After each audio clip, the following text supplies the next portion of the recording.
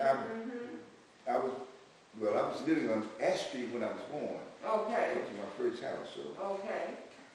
And so if you have time, I know you're on schedule, but if you have time, maybe you can run by there. No, I have to know You'll that. see these two houses that I'm talking about. Right, I'm You gonna can't show miss you. them. They're side by side. Yeah. 136, 138. Okay. And Virginia Scott Ford was the midwife who dwelled there. Okay. She was the midwife. Maybe this and was we're doing these things in her honor. You see? You know, I was saying that there was one lady that I knew, my grandmother knew, and was friends with. Maybe that was her. I don't know. Yeah, could have been. Yeah. And she delivered babies by herself. She didn't have, according to her granddaughter. I don't know if you knew her granddaughter, Mrs. Weir, died where? I'm going to say Weir. But she died a few months ago. Yeah, that's just it. A lot of people that I grew up with that are familiar with the whole situation, you know, they dead and gone. And by not thinking about this for so many years, a lot of stuff has just passed over, you know, on the wayside. You brought back a lot of memories with those questions you were asking, so I appreciate that. Very good. Do you remember a lady named Miss Lula Ford? She was an insurance lady in that Midtown area. I think I do remember that name. Well, that was Virginia Scott Ford's granddaughter. Okay. And I didn't know, like you were talking about things that did not click to you when you were a child, that there was any connection, because I didn't know anything about Virginia Scott Ford way back there when I was 5 or 6. Exactly. You see, You know, but Miss Lula Ford, she never married, but she had one child, according to my research, was the insurance lady of my grandmother. Wow. Over on Fairbanks Street. Okay. And I can see Miss Ford coming in the house now as an insurance woman. Right. And she and my grandmother had great conversations. Miss Ford was very professional. Right. And you could tell that she was somebody in the community. You see. Was she with Universal Life? I don't know what the name of the company was, but I remember she was an insurance lady. Right. I remember those insurance, Yes, very intelligent lady. So it's a small world. Can I take your picture real quick? Sure. Oh yes, I forgot about the picture. Thank you so much for remembering. Count of 3. 1, 2, 3. Do it one more time. Sure. 1, 2, and 3. Thank you, sir. You're very welcome. Thank you. Now I want to take one for Dr. Bell, so she knows Oh, yeah. that you came. Dorothy Bell knows my grandmother, too. Is that right? Yeah, she knew that. Well, she's really very much interested in this midwifery project. Right. She and Don Lockett have talked extensively going on. Yes, right. Well, this is exciting. Yeah. And at Rosa Scott, she taught all grades. You know, one big room. She would separate, you know, classes and the students' ability to learn in different areas. And that's what she did. She would even cook. You know, make gingerbread and stuff like that in the mornings so the kids have something to eat. Right. And she would teach around the schedules of the farmers. Certain times of the year, they had to be in the field, you know, so. Yeah. That's wonderful. Yes. So I could see from there she was not just within the family No. in what she did. Exactly. And she had a wide range of skills. And once she retired, she started a kindergarten. Okay. You know, she did. That's really nice. She was very active. She was. And she retired, started kindergarten. It's wonderful, wonderful. Ready whenever you are, Dr. Vincent. You ready? Yes, ma'am. Okay.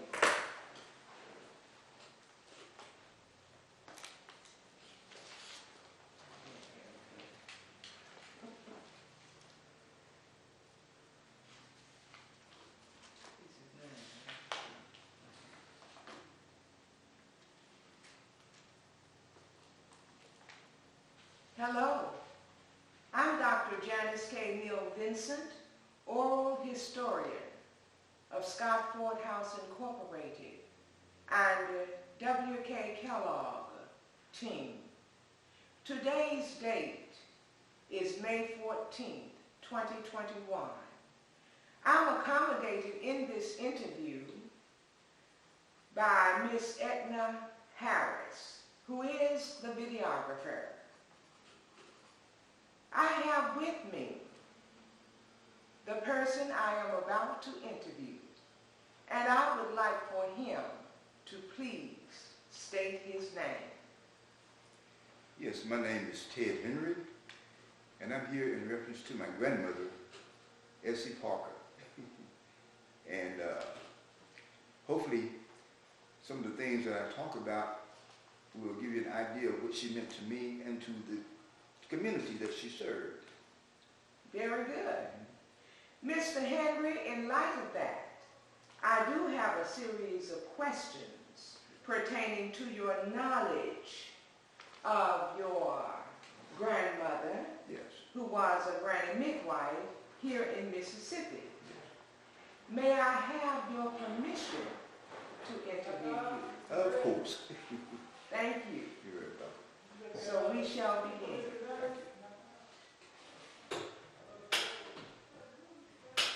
What was the time period when you knew of your granny midwife, your grandmother, who worked with you and or your relatives? Specifically, with whom did she work? If not with the relatives, the community, as a midwife, a granny midwife? Well, I was born in 1944, and from the time I was like 4, 5 years old, grandmother took me everywhere she went. As a matter of fact, she called me baby boy. Okay. And she taught at Rosa Scott High School during the winter, and during the summer, she would sit with local people for the elderly, and she would take care of them. You know, back in the day, I thought maybe she was just a maid, but it was not only that. You know, she sat with the sick and the elderly. And during that particular point in time, there were a lot of things that I noticed, which back in that day, I didn't reference until later on when I understood that what she was doing had something to do with the midwifery. So what I'm going to say today basically is looking at her from a young boy's mindset. Okay, that's wonderful, because that's exactly what we would like to hear. Right. As you recall being around your granny midwife. Yes. In what community and or county did you live during that time? I lived in Hinds County, and initially it was the Midtown section on Ash, Bell Street, and that area. Later on, we moved to Verdant Addition, which was off Baylor Avenue, in that area.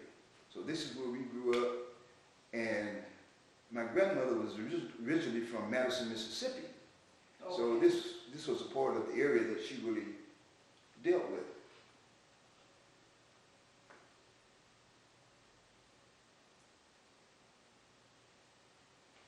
Okay, so you're really talking about her skills transitioning between Hinds County Yes, and Madison. and Madison County. Exactly.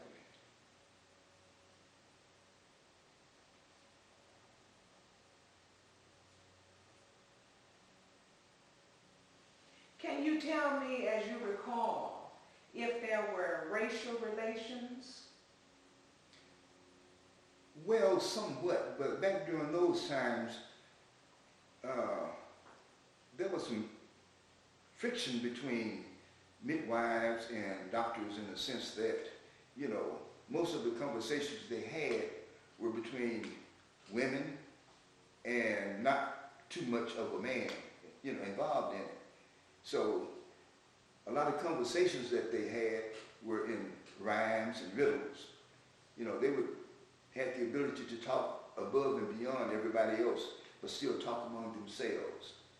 And as a small child, I was privy to this, and I really didn't understand exactly what was being said until later on, when I would pick up on the little slangs that they used, you know.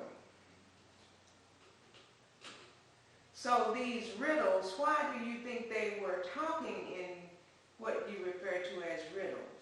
Well, in the normal sense, you know, as a small child, if you were sitting around a bunch of old ladies talking, you know, they didn't want to say certain things up front, but they would say it in a way that they thought they were fooling me, but I still got a gist of what they were saying, you know, because they would talk among themselves and they would get among other women, and I would be around and I would understand because they two things and they meant the same thing. You know, when a lady was pregnant, or when a lady was sick, or when, you know, there were men and women that were, you know, at odds among themselves, they had certain ways of explaining this that nobody else knew but them. Okay. Did they ever catch on that you understood? Later on in life, they did. Okay.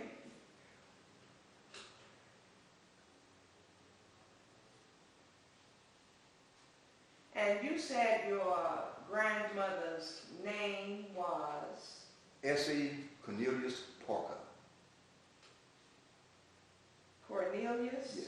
Parker. Yes. Okay. Of course, she was a member of your family. She was your grandmother. Yes, my grandmother. How old was she?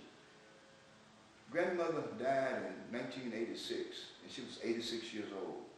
She was born in 1900. She was born in 1900. Yes. Okay. So she was 86 when she died. But she was a very statuesque woman, and you could tell when she walked, she held her back straight, and she would always hold her arms like this to where, you know, her head would have to be held up, and she made us do the same thing. Okay. You know, straighten up. Don't slouch. You have to walk with your back straight. Sit with your back straight.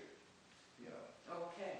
And we had to be able to talk plainly, yes. Yes, okay. She made us call her grandmother, where everybody else called her mama and stuff like that. No, my name is grandmother. Okay. She And was she specific. punctuated that, yes.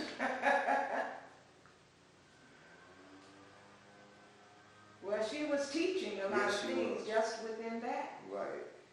Did she catch babies beyond family members?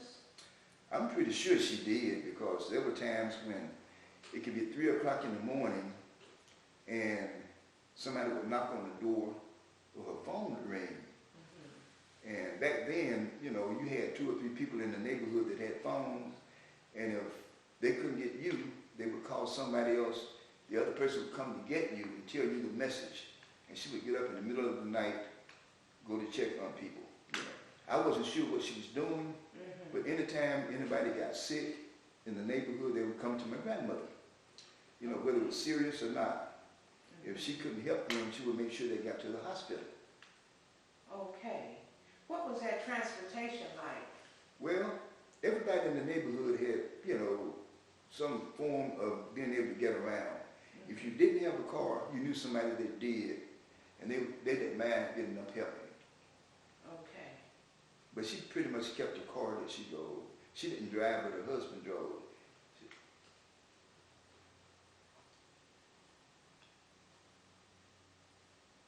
So that meant that the spouse would have to get up with her Sure. to get her to where she, no matter what the time No matter might what. have been. And she would catch me by the arm, dress me, let's go. Okay, so you had to be ready I as well. sure did. Did she catch babies beyond the black race? Not to my knowledge, Okay. you know.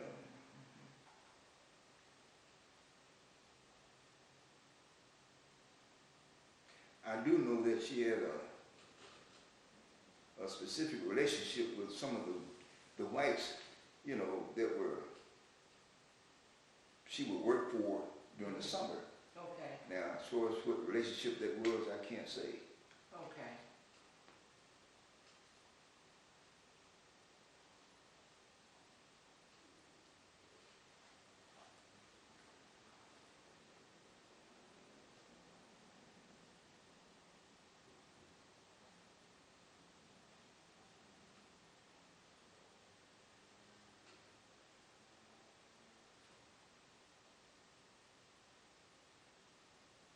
Well, why did your grandmother catch babies outside of the medical clinics and hospitals? Well, back in the day, you know, there was kind of like individuals didn't have money, or they didn't feel comfortable with it because they had grown up in an environment. So there were some people that they would call either way, you know, just for, you know, support, information or something like that. This is what grandmother was.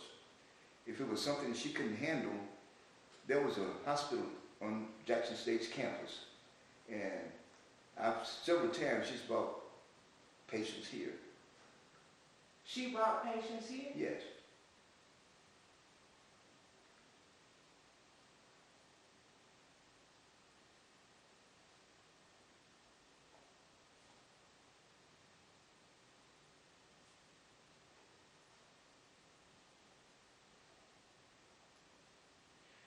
Well, in her bringing the babies here to the Jackson State campus, why did she not go to the medical clinics, other medical clinics, and the state hospital? Well, those are questions that I really can't answer, but, you know, back then, you had to have a doctor to get into those particular hospitals and clinics, you know, and I don't think she felt comfortable with doing that.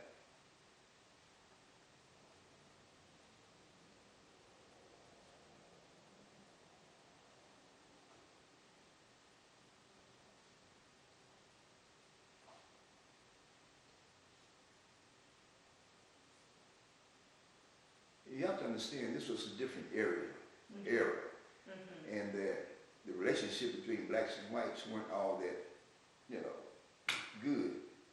Okay. And a lot of blacks didn't trust the whites back then.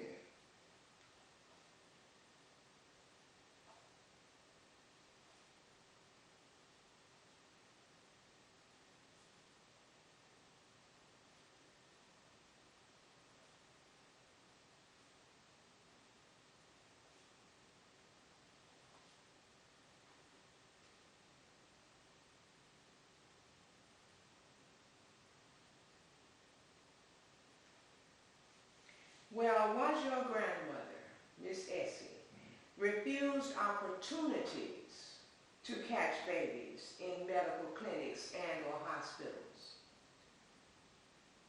Was that the nature of the times when you talk about the black-white relations? Yes. I'm not sure whether she was refused, but evidently there must have been friction because she never took them. So there had to be something there. It wasn't that she was afraid or didn't have the education to do that, but the fact that she did not meant that there was something there. Okay. That prevented her? Yes. Okay. Right.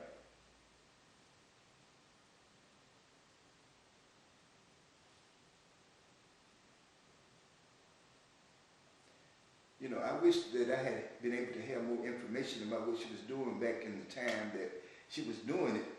But, you know, I'm just on the outside looking in. Right, as a child. As a child. Right. And that adolescent life. But now that I look back, there are certain things that prompts me to say what I do. Yes, Yeah. yes. And that's wonderful because you're telling the story Right. as a child. Exactly. And so that's what a child would do. Right. Talk about what he or she remembers. Exactly. Okay? So you're doing fine. Now let me ask you. Sure. Do you think that racism may have interfered? Did racism interfere with your grandmother's catching babies? I remember you said that she only caught black babies. Yes. I got that. But did racism interfere with her catching babies? In other words, why did she not catch white babies? Racism. Pure and simple, you know. Okay. Yeah, it's not the fact that she wasn't able to, but back then, it wasn't something that everybody catered to, you know. Because one thing I want to say this, is that back in the day, abortions were done, and everybody blamed the abortions on midwifery too. Okay, tell me about that. Yeah, you know, you had a young child, and she got pregnant. Who are they going to take her to an abortion? Somebody that all the women knew in the neighborhood, you know, a common thing, but nobody would really want to talk about it. You know, there was a clandestine thing because it was something that people just didn't talk about, you know. But it would come up in certain conversations, you know, but you knew what was going on just by the talk. Okay. You know, just, you know, what I was saying earlier about the type of slang that they use. You know, they would say, well, she was big last week, but look at her now. She's lost a whole lot of weight, huh? You know, stuff like that. Okay. So you said that the community was blaming the midwife. Yes. Why were they blaming the midwife? Because who else would be able to perform abortions? Okay. Okay. Yeah. So they assumed that when an abortion may have been performed, yes, it had to the be midwife did it. right. Okay.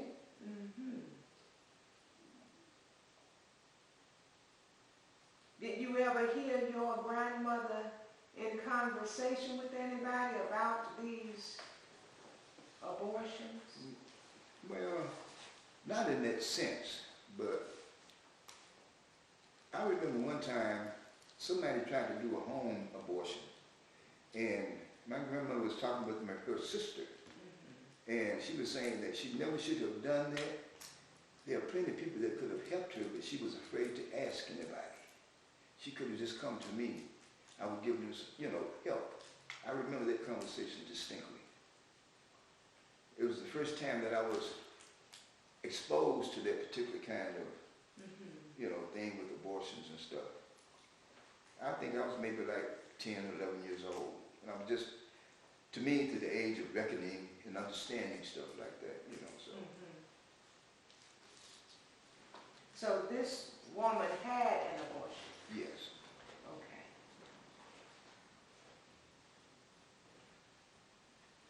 She did it herself and she got real sick. Oh, she did it herself? Yes. Or somebody helped her do it that wasn't, you know, that shouldn't have done it. I put it that way.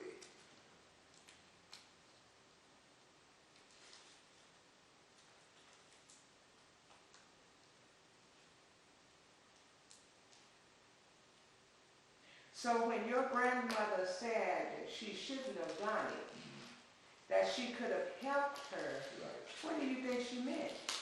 Well, that's just it. This is one of the first times that I thought maybe that the fact that she would help bring babies in the world, that she would also help take them out. You know, this was my understanding from the conversation. Okay, Yeah. okay.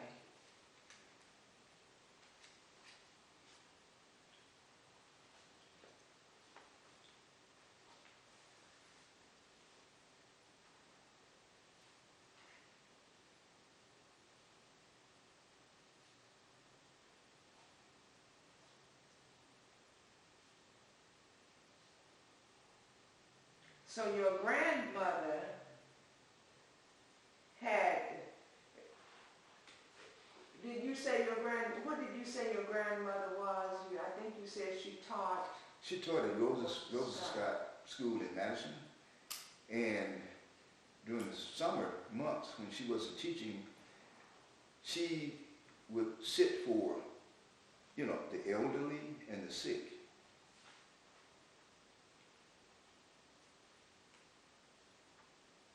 So she had 3 jobs. Yes, she did. Okay.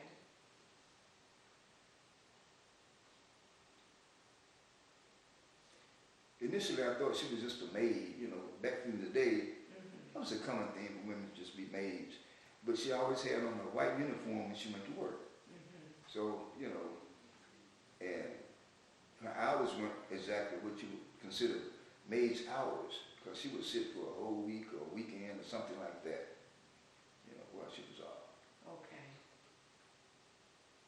And so during those times that she was away from home, where were you? With mother. Oh, you were with her? Yes. Okay, okay. By me being my grandmother's first grandson, you know, she took up a lot of time and you know, and energy with me. Okay. So I was like a regular companion. So nobody else was there, no more children at that time? Exactly. Okay, okay. Did she talk about medical doctors or nurses who may have discriminated against her? I'm pretty sure she did. I've heard her several times talking about some of the doctors, but I couldn't remember their names, or who they were, or where they worked, you know, from. Who was she in conversation with about these doctors and nurses? Well, there was a Dr. Christian. A Dr. Christian? He had an office on Ferry Street, the black doctor. Okay. And there was a nurse. I forgot her name right now, but they would have conversations all the time about medical stuff and you know, stuff like that. Do you know anything about Dr. Christian? No, I don't. I remember him having an office on Ferry Street, and this is the doctor that my grandmother would go to for herself. Okay. And when she was there, she and the nurse were like real good friends, and they would talk about a lot of stuff which I wasn't really interested in, but you know. And when she had questions or anything, she would always ask Dr. Christian. Okay.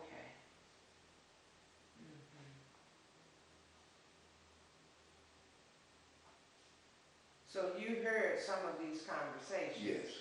Okay.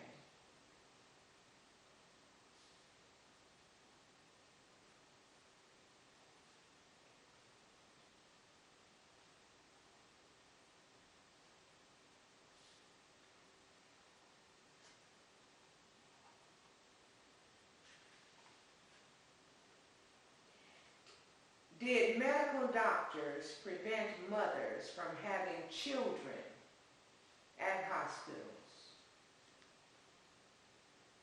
Well, there were some hospitals that, the blacks couldn't go to. So quite naturally, that would have prevented them in a sense. Okay. And if there were hospitals that you could go to, the service was horrible. I heard her talking about that a lot, about the kind of service that they got going to those particular hospitals. Okay. Did she give any examples of those kinds of services? Not that I can remember. Okay, but you recall her saying Yes. services were horrible. They were horrible.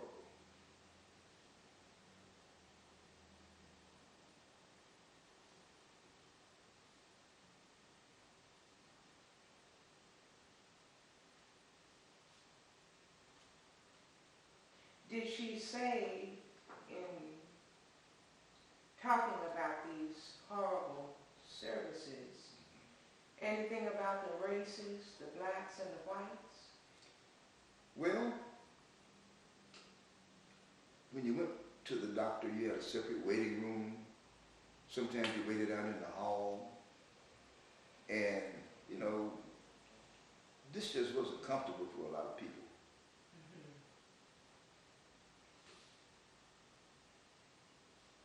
And they would all so see all of the white patients before they saw the black patients. They would do what now? They would see all the white patients before they would even consider seeing the black patients. Who were the people in the halls? All black people. Okay, okay. Were the whites out there with them? No. Every time I've gone to the hospital, they were always in the hall if they were busy. Or the separate colored waiting room was full. It was like one little area that they would have for the colored people. Mm-hmm. And the white waiting room was pretty big. They had magazines you could sit and read and be comfortable. Were there magazines in the black No. waiting room, the colored? No. Okay.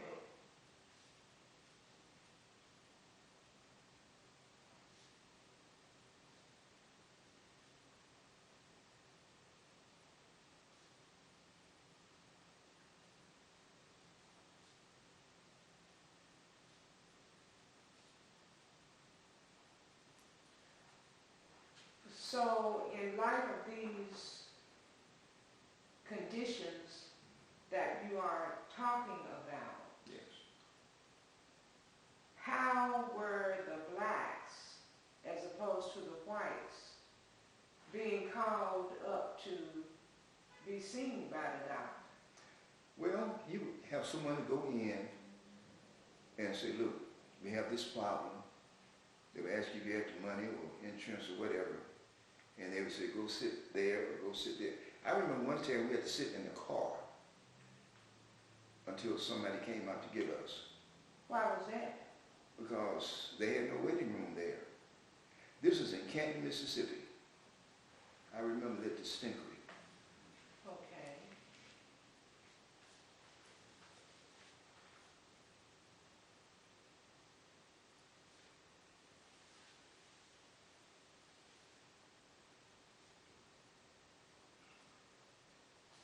One of her relatives was sick, and the hospital in Kent was a lot closer than Jackson, so we took her up there, and we had to sit in the car until the doctor was ready to see her. Okay, you mentioned that your grandmother performed midwifery in Madison Yes. County as well as Yes. Hines. Right.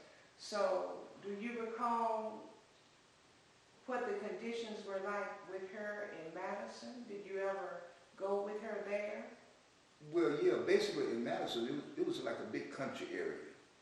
So I remember grandmother would get her a little satchel, and she would put other different things in it, and she would visit the houses that they were. They would normally back off in the fields, somewhere like that, and she'd go and do her thing.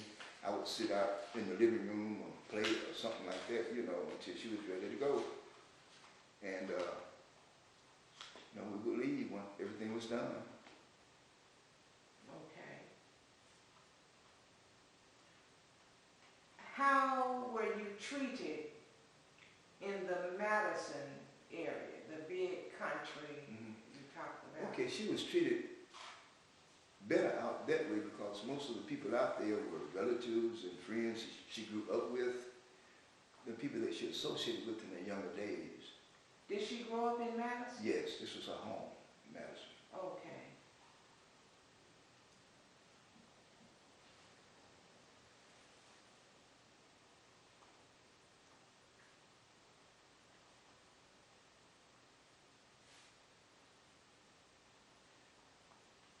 What were the racial relations like with her in Madison? Well, she was treated a lot better out there because her education and the way she carried herself basically put her on a different level than the other blacks that were around her. So she was treated very well. Okay.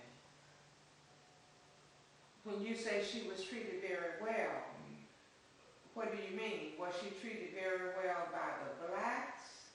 Blacks and whites. Okay. Yes. They respected her.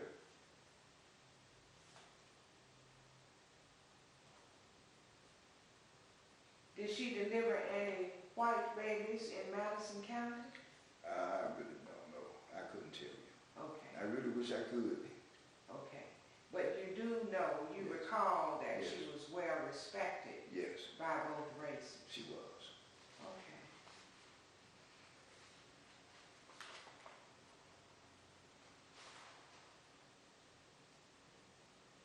Did your grandmother have a certificate? I know she had a teaching certificate and a nursing certificate, but as far as a midwifery certificate, I don't know.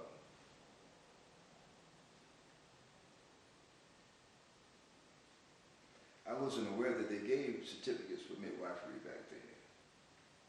Okay.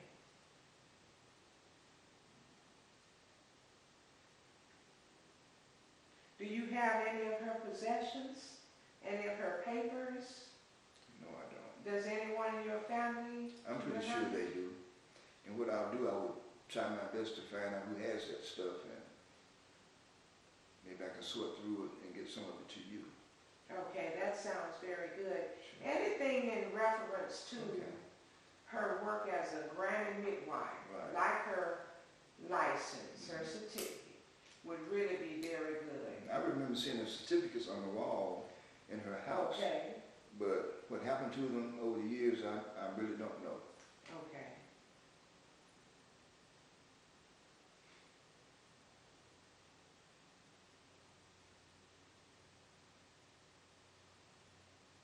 Do you know whether or not she was certified in Hines and or Madison? No. Okay. Maybe once you speak with relatives, Yes, I will. something may come up. Okay. Are those certifications on record somewhere? Well, to my knowledge, different interviewees have pulled out records Okay. of things that were handed down from the granny midwife, Sure. that type of thing. I don't know if there's a particular location Okay. that houses Okay. the record, like the birth certificates that we get from the Department of Health, what Yes. have you. Okay. I have no knowledge Okay. of that at this time, but I do know that different individuals who have been interviewed have pulled out certain artifacts that were handed down or kept by that particular interviewee Yes. Okay. within the family. Okay. I'm going to do my best to find out Okay. where those papers and stuff are.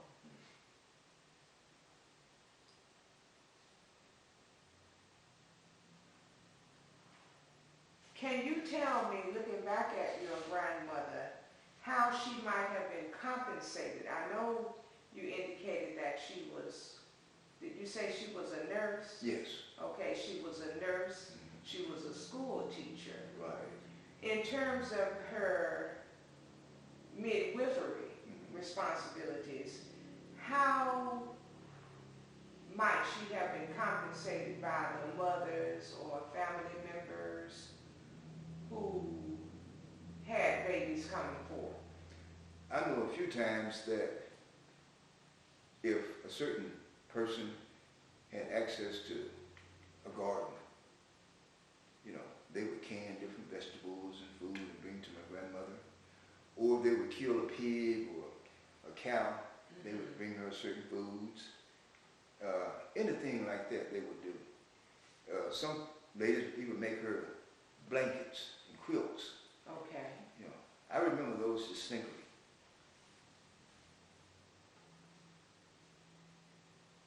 And I'm pretty sure a few dollars change hands too from certain people. Okay.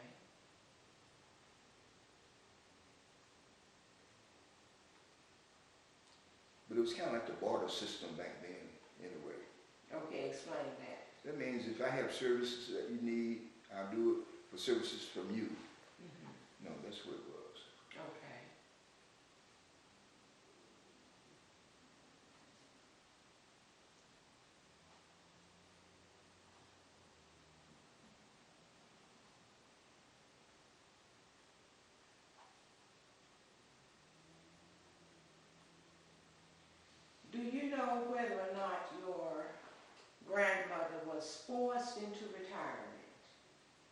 No, her health, was, the outlying factor in her retirement. Pardon? Her health. Okay, her health. Yes. Okay, okay. Her eyes started going bad. She couldn't see that good, and physically she started going downhill, and she just decided to retire. Okay. So when her health started declining, did she give up all 3 of those roles, those job-related skills? Basically, she did, but she was kind of like in the manner of, if you need something, ask me, and we'll discuss it. We'll talk about it. I'll give you all the knowledge I have. Even though I can't do it physically, but I can help you. So she shared her knowledge? Yes, she did. Okay. Everybody would come down just to talk with her, ask her questions, and so she could share some of the things that she knew about different stuff.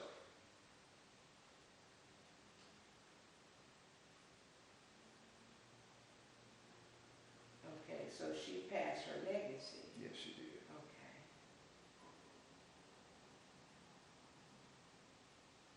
Do you know, within passing the legacy, whether or not she may have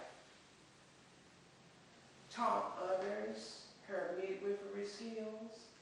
I'm pretty sure she probably did.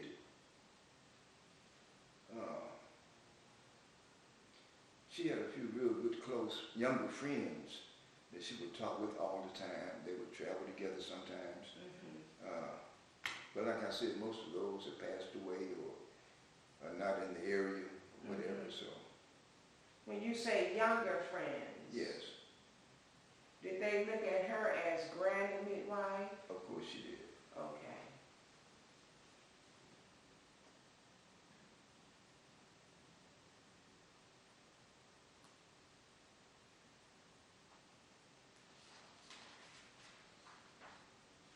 What were the family relations like with Miss Essie? I know you mentioned that you were the only child at the time accommodating her. You went around with her with whatever she did. Can you tell me some things beyond all of that? What, in other words, beyond the midwifery skills? Sure. Looking at the family structure that you were part of, what was that like with her?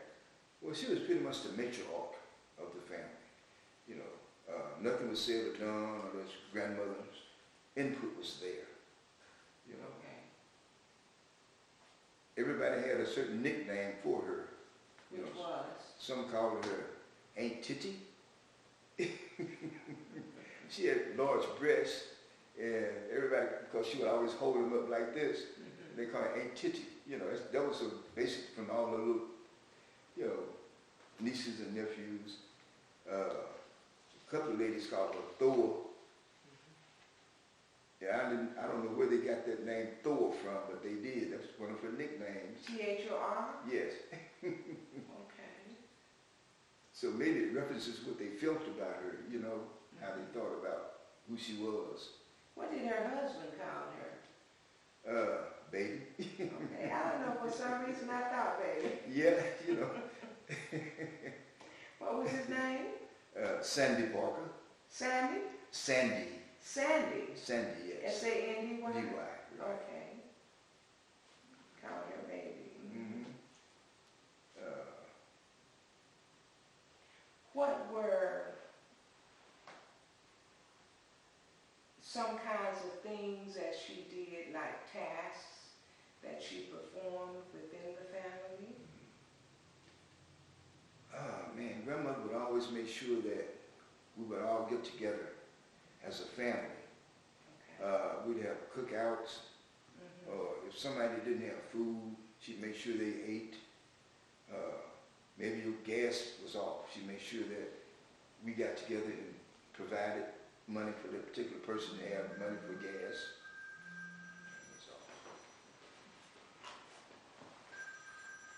And just so many other things. everybody depended on grandmother Okay. for just things that, you know, we would take for granted. And if somebody got sick, she was the first one on the scene.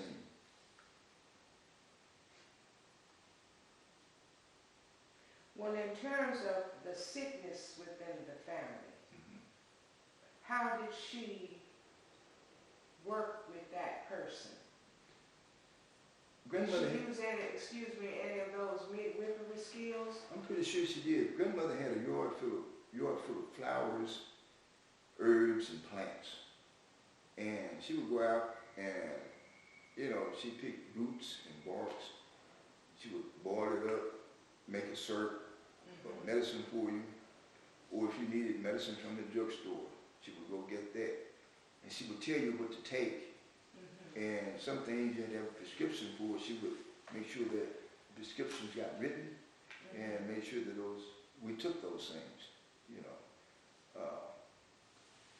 That was just a part of her. She loved to make sure that people were healthy, and she would do anything in her power, you know, to make sure that you got whatever it took to get you well.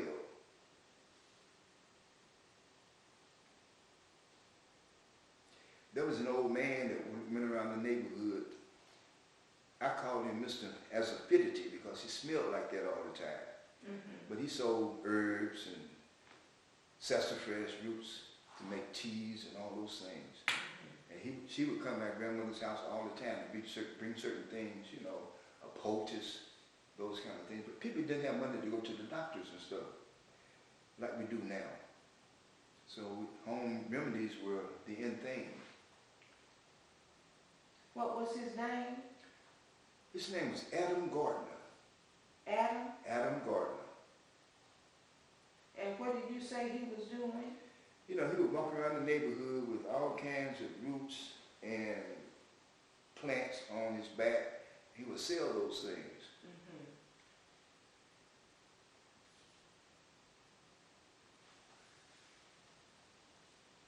Did he sell anything to your mother?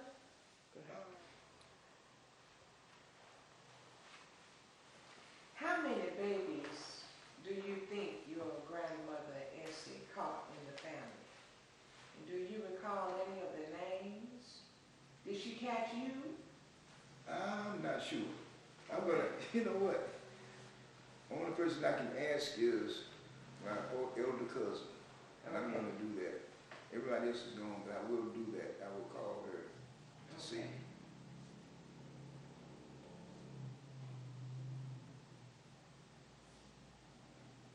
And I think you said earlier, you will check your birth Yes, I most certainly will. to see I do who have a delivered copy of you. it, yes. Okay.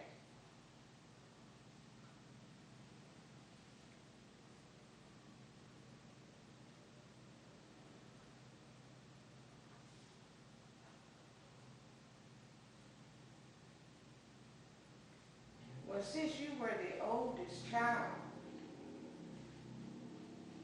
do you think that did your grandmother deliver any of your siblings?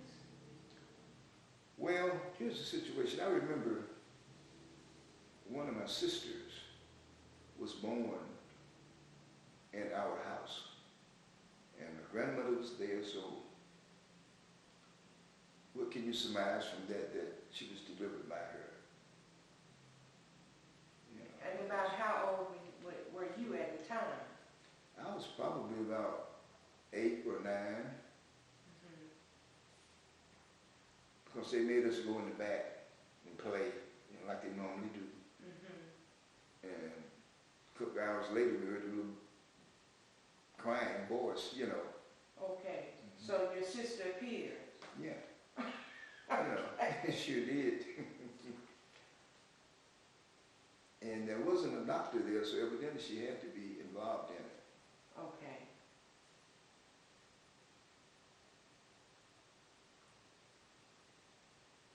And this was at home? Yes. 3347 Edwards Avenue. Okay.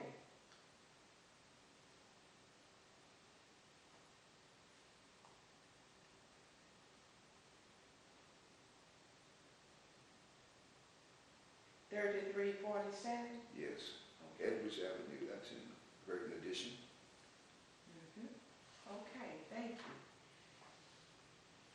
And I think you said earlier that you don't recall your grandmother.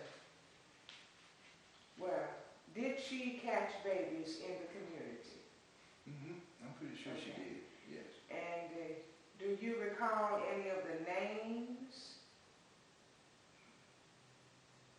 And maybe a record of their birth certificates, any of them? No, I wish I could, but I can't. Okay, once you check within the family, I will. there might be somebody like a cousin you mentioned who may have some things, Right. who might have some kind of record of your grandmother's recordings. I certainly will. Because during that time, some of them at least, recorded the births Right. before they did the birth certificates. Okay. And so maybe that cousin Right. might I'm be gonna able check to with her and point some. see. Okay. I always wondered about that.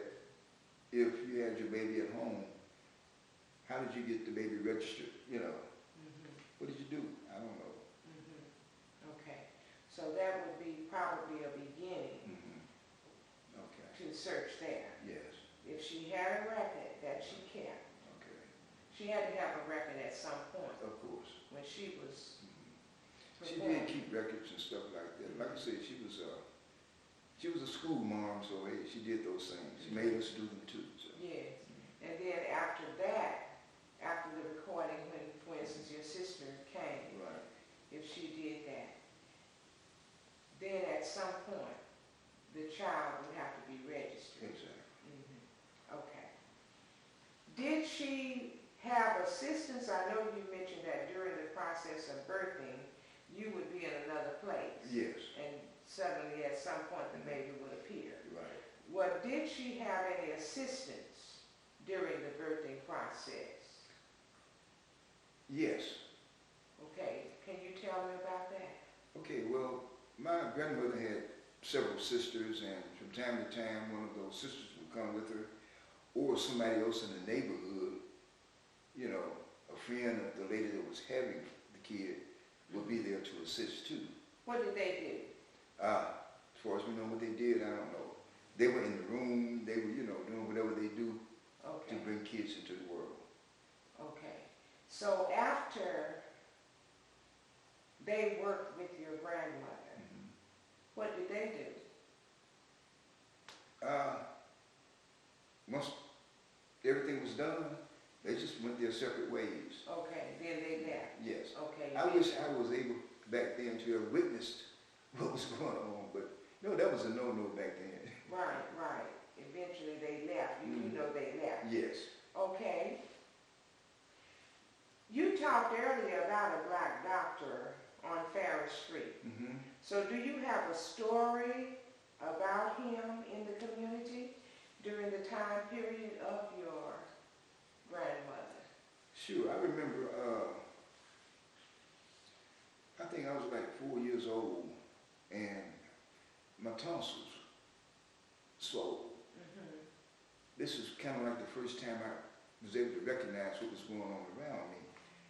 And what happened was he recommended that I go to the hospital to get my tonsils removed. The black guy? Yes. What did you say his name was? Dr. C.B. Christian. And what happened after that? Well, I think we went to the hospital and they had me sitting in the hallway for a long time.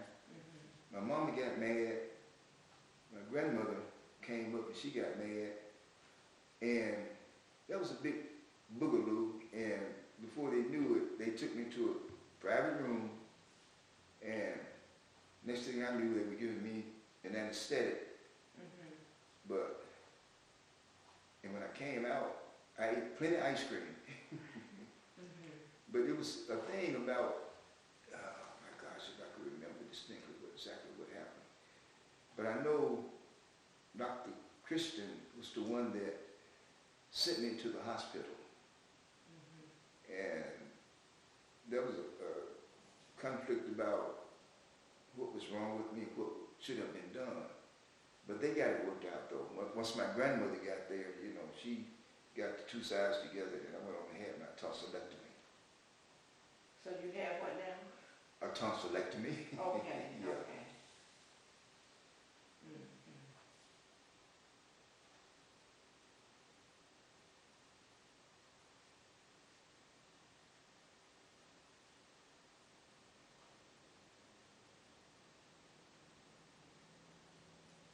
Well, it looks like you're remembering more and more.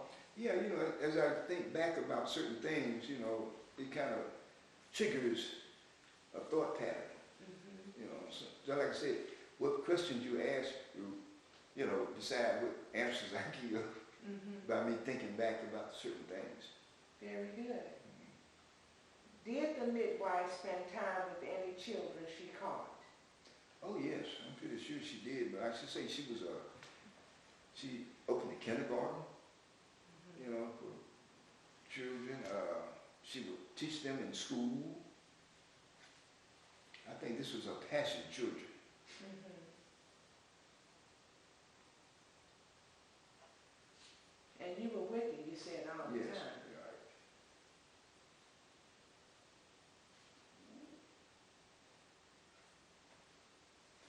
And she was adamant about us, you know, saying yes and no. You couldn't shake your head. You had to say yes or no. And that was it. Mhm. Okay.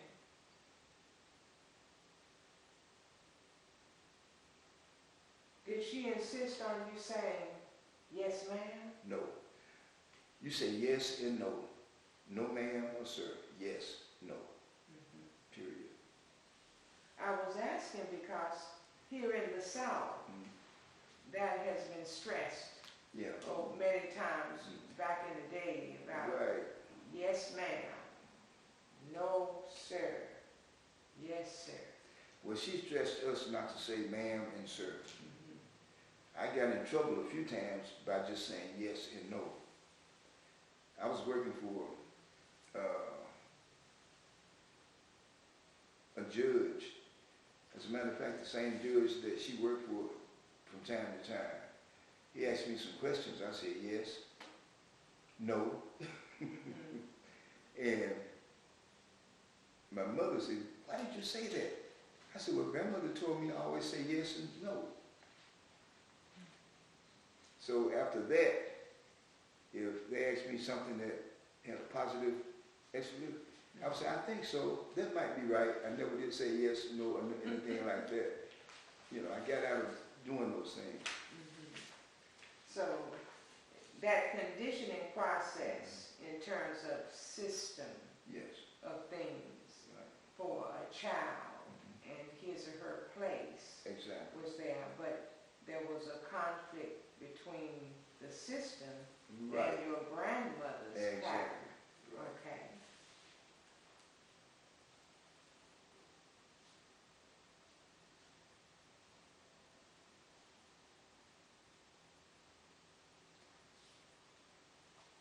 I remember I went to the march on Washington, and my grandmother was adamant about getting me there. So we had a group from with Mega Evers, a group from Jackson, and we got together. We had a certain amount of money, but my grandmother got the money together and said, "Here you go, you go."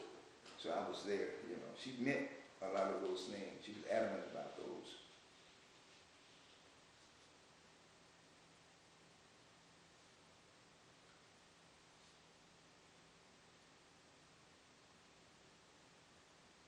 So that perhaps may have been her way of teaching Yes. more about the racial relations. Exactly.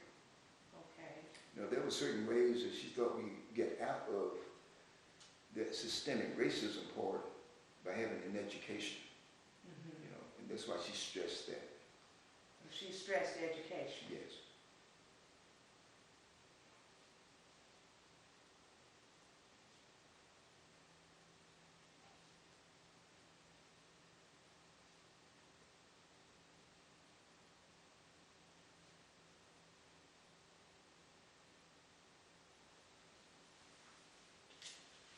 Well, in terms of the person who you were, the authority, who you were saying yes to?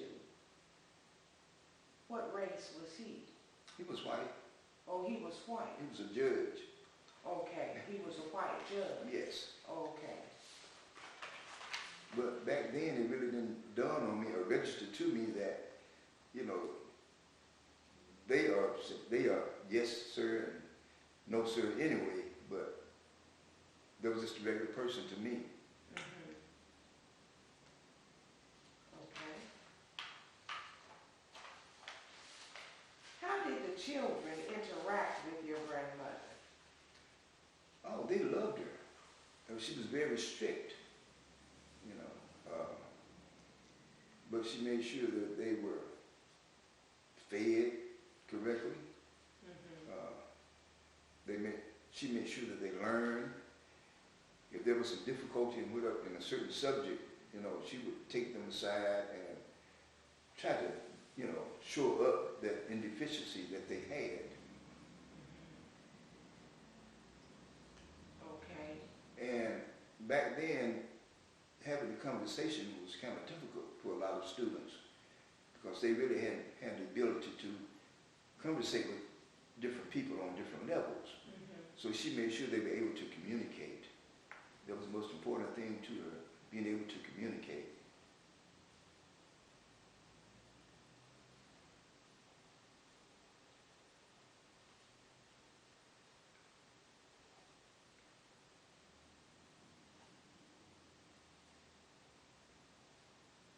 So you said they loved her. Yes. What does that mean? That means that they respected her. They would do anything to please her.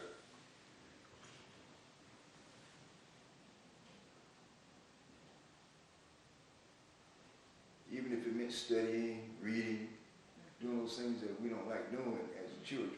Okay. Okay. And when she did, she didn't punish you, but if you did something well, oh man, she would just say, oh, that's very good. You felt good about her giving you praises as opposed to her fussing at you for not doing well. And this is how she got a lot of her students and stuff to do well because the way she put praise on them for that. You know, it was a lot more gratifying in a sense to be praised than to be fussed at.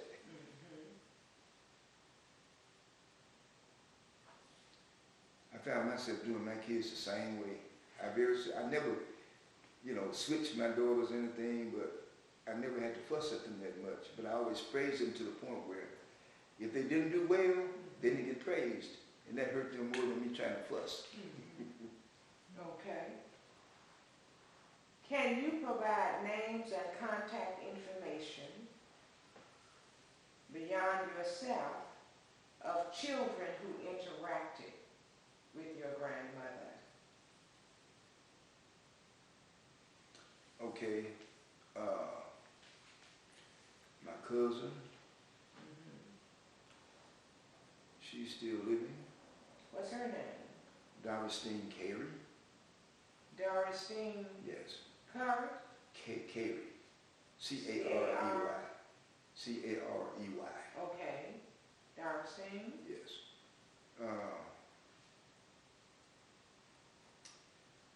A couple of friends out there, they're Imogene McCrae.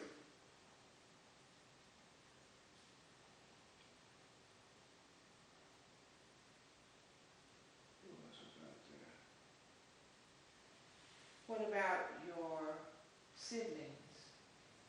Oh yeah, well, all of my sisters, they remember. My brother, I had one brother left, he remembers grandmother well. Essie Loretta McGowan, she was named after my grandmother.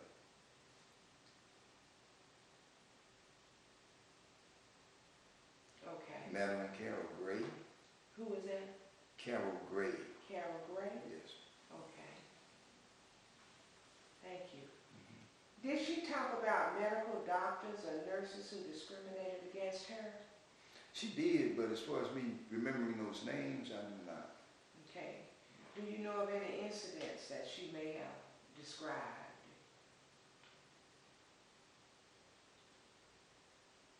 I'm trying to think.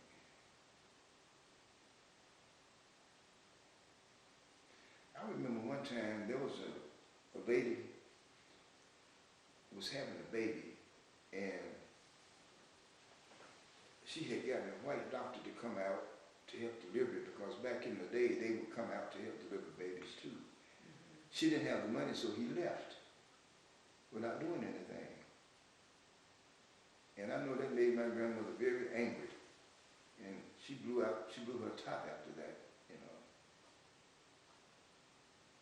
Now who it was, I can't remember, but I do remember that, you know, it made her very, very angry. That he would let just a little bit of money or whatever stop him from doing what he was supposed to have done. And so after he left, how was the baby delivered? Well, my grandmother was probably there to help, because, matter of fact, they called her to come over there. This was at a house, at Yes. someone's house? Yes, it was. Okay.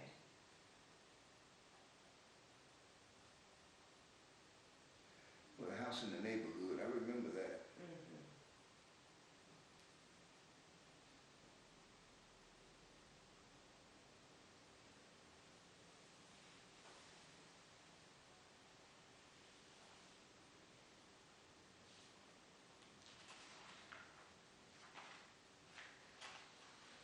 Did the medical doctors prevent mothers from having children at the hospitals?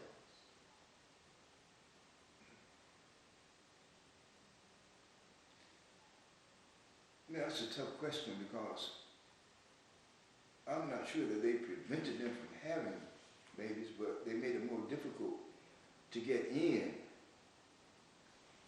you know, to find a bed or find the right, you know, support functions for them.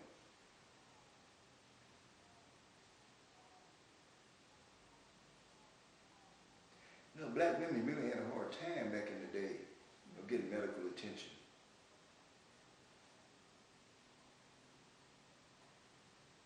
Did your grandmother talk about any of these things? She did. She did how difficult it was for, you know, women to get good medical attention.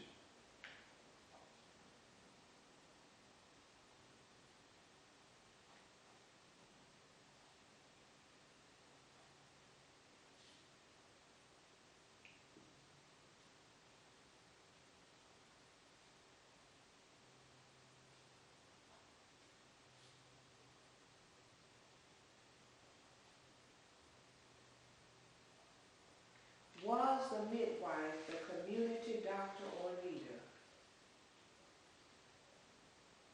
You said Yes. she was well respected. Yes. Okay. And as far as I'm concerned, she did doctor work. You know, she was a leader in the community. You know, she would get everybody together to back a certain point that we were trying to do.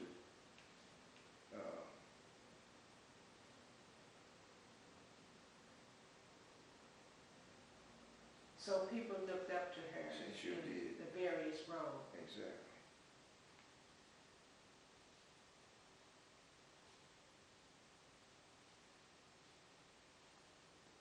I know this is weird, but I remember one time there was a preacher in the church she was going to. He had stolen some money, and everybody else was afraid to say anything about it. My grandmother got up and she literally cursed him out in church and told him never come back, you know. It's just the way she was. Did he come back? No. Okay.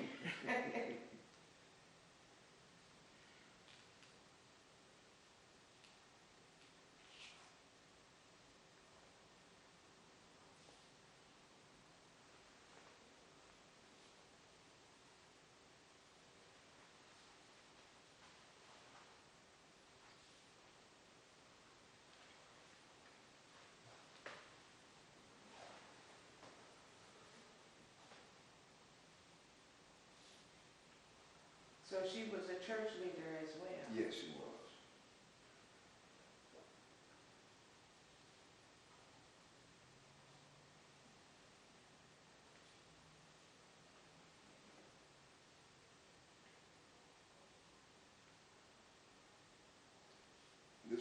China Grove Church in Madison, Mississippi.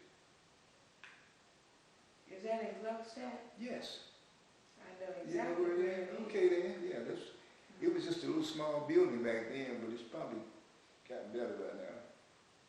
It's small, it may be larger than Okay. what it was then, Yeah. okay. It was just a little old wood building back then. I remember that.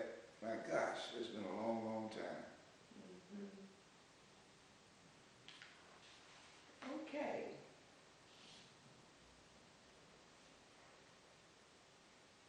Did she perform any other kinds of duties within the church other than being an outspoken leader with the final word?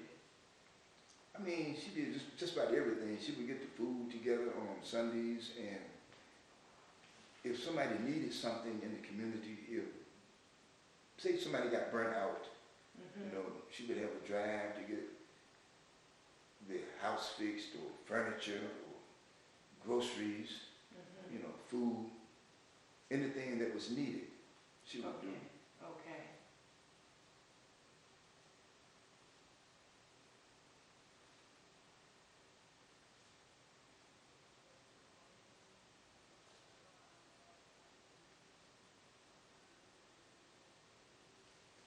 And one thing that she would do, she would go to different houses and stuff. If they had children that should be in school and they weren't, she'd make sure that they got sent to school.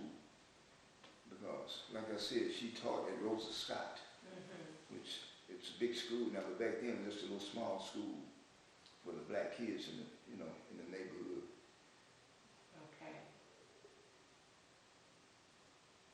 Well, what stands out most in your mind about her as a midwife? The fact that all the women would always come to my grandmother for their, you know, their female problems. And she was well liked. And, you know, she would fuss them out if they weren't taking care of themselves. You know, she would make food for them. She kept a lot of canned foods, and they would come by to get this or that or whatever to make sure their health and nutrients were good. She realized the importance of good nutrients back in the day too.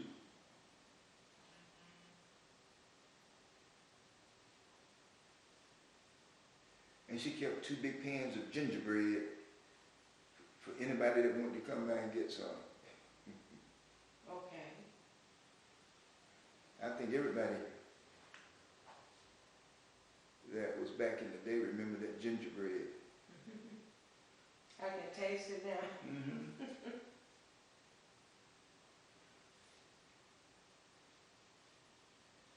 I watched her make it 1,000,000 times, but I cannot make it to save my life, you know. What about lassie bread? Yeah, you know, she made those things too. Okay. But my favorite was ginger. Okay. You remember the molasses bread? Oh, yes, yes. That's what we call it, lassie bread. Lassie, I know. I remember that.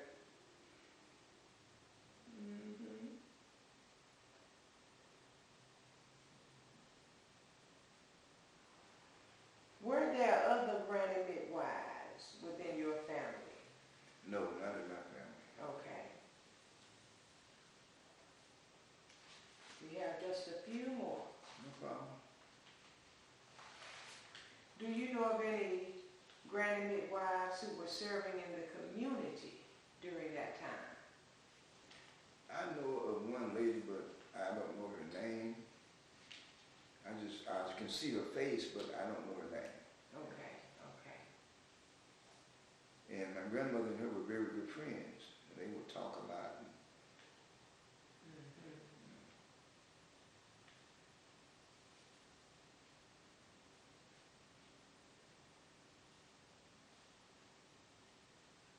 Did males play a role during the midwifery process?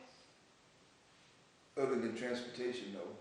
Okay, but they played a significant role in transportation. Yes, So what was transportation. the transportation like? Like I said, you know, cars weren't that, you know, easy to get back and they weren't reliable, so they always made sure that somebody was available in an emergency to take you where you had to go.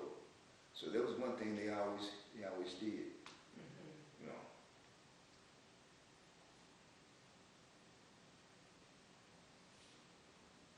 I remember a couple of times we would get stuck on those muddy roads going in Madison, and we get out and try to dig the car out of the ditch, or call somebody with a horse to come pull us out, all those kind of things. Okay.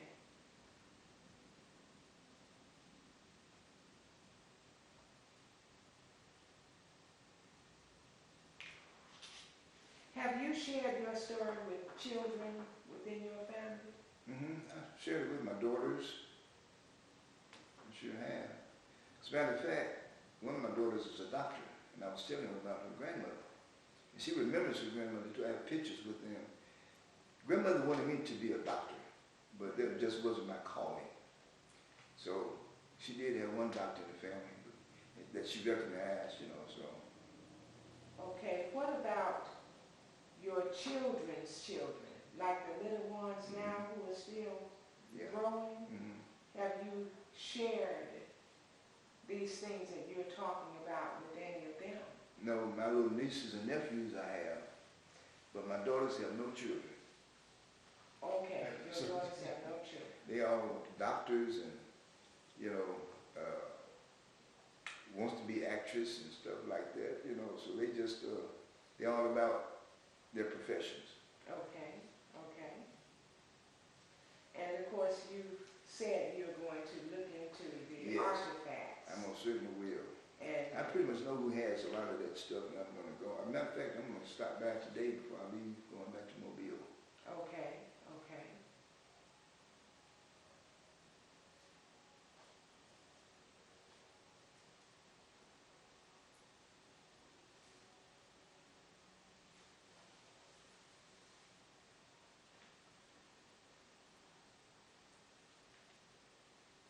I'm going to get those pictures together too that I have of my grandmother and her flower yard that she has. Yes, that's right. Yes, That would be good. right. Well, is there anything else, Mr. Henry, that you might want to say regarding your grandmother? No, you know, but I appreciate you doing this thing because it's kind of like a legacy. You know, nobody really was there to help her carry it on, but maybe I can help in my own way to get her legacy out there, because she did a whole lot for the community, and she did a whole lot for her family and friends. So I think it's a very good thing that you're doing, and not only for the midwifery, but just for the acknowledgement of her, for me. It means a lot. Okay. We really do appreciate your coming to take this time. Sure, no Come problem. from Alabama. I mean, that means a lot to sit here with you and to listen to you share the things. You've shared a lot of significant things. You were saying, well, oh, I don't know if I have a lot to say, but look at what all I wrote. You've got a whole lot You know, that like you I said, probably weren't thinking about. I didn't really think about what I was going to say, but I was going to let your questions try to bring back memories that was, you know, prevalent to what you were trying to look for. Yes. So I hope I've been able to help in my own little way. Well, you have helped significantly, and for a long-range goal, let me just simply say, since you're here in Jackson at this time, Sure. you are familiar with the Ferris Street district, the historical Ferris Street, where prominence took place back in the day in terms of the doctor you mentioned. Dr. Kristen. Right. Well, around the corner from that, right at the end of Ferris Street, you're coming into Cohee Street at some point. And so this is where the two houses, Scott Ford houses, that's why we say Scott Ford House Incorporated, are 136 and 138. And they are side by side. You would recognize those houses because of the way they look. Okay. That's the site for the museum complex Okay, that Dr. Alfredine Harrison, the Okay. executive director sure. of this project, is working on. Okay, Ultimately, it will be available. They're in the process of working on restoration and gathering funds, that type of I thing. understand. But down the road, it is projected that that is the site for tourists, for scholars, for youth in the neighborhood and other folks in the neighborhood to come to listen, to watch you tell your story, for instance, on the kiosk, Okay. like they do at the museums that are already open, for us to go and we listen to Dr. King and the others. Yes. And I was asking you about the children within your family because this project is projecting an essay contest. Okay, And the children will be doing the essay and mentioning the winners will be on the kiosk and they will be saying what their storyteller like you told them yes, about their granny midwife. sure.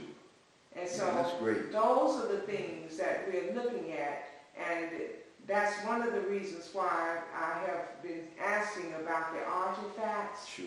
things like that, in terms of the contributions, the other contributions that your grandmother Essie made, Miss Sure. Essie Parker. Right. So this is really wonderful, and we take the time now to thank you Well, sure. for coming. You're very Because we welcome. know you came from miles and miles. That's okay. It to meant a lot to share. me, sure.